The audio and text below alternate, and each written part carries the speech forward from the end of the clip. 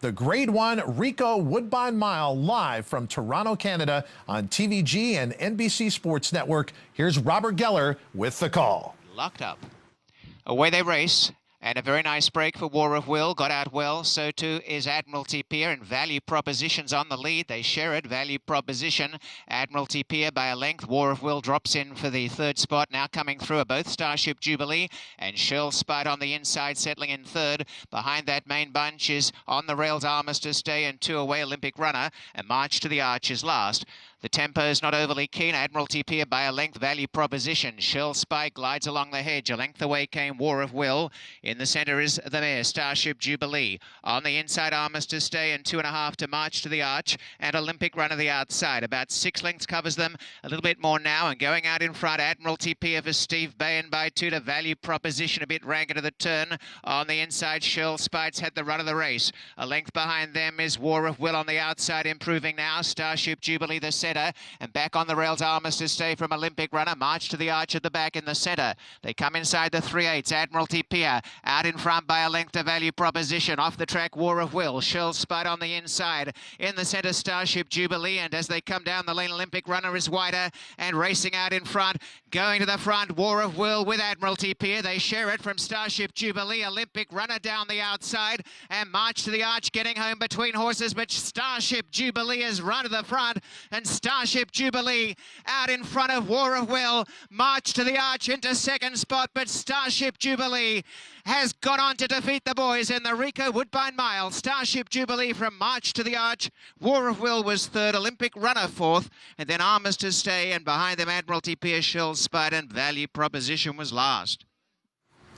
Respect your elders and girl power. Starship Jubilee beats the boys and becomes the oldest horse to win the Ricoh Woodbine Mile. And Simon, it's one of those situations where she knows how to win. She's won half of her 37 lifetime starts before today. So when she's in the thick of the fight, you're not going to pass her. No, you're not. And this, I mean, talk about a rags to riches story. A filly that was claimed for $16,000 back in February of 2017 at Gulfstream Park. Since that day, she has won 16 races for these connections, Kevin Attard and Blue Heaven Farms. And now the Woodbine Mile, making her the third filly to win this race. Last year's Canadian Horse of the Year gets the victory in the Ricoh Woodbine Mile. Big win for Justin Stein, the jockey, as well. And a huge, huge win for the trainer, Kevin Attard. This filly gave him his first Grade 1 win a couple of starts back, or graded stakes win a couple of starts back. Now the biggest victory in his training career. A huge, huge effort, Todd. No excuses. And this is a filly down the backside. She was steadied, and Justin Stein just had to sit back in the saddle a couple of times down the backside. He was a very, very patient ride. Starship Jubilee taking the win, and you're in Grade 1 Ricoh Woodbine Mile. Jason Portwando with Winning Connections. We spoke before the race, now we're speaking after the race, and how good does this feel? It's just unbelievable feeling. You know, this mare doesn't get the respect she deserves. She's a winner of, I think, 19 races now out of 38 starts. I was really disappointed to see her at 6-1 on the board.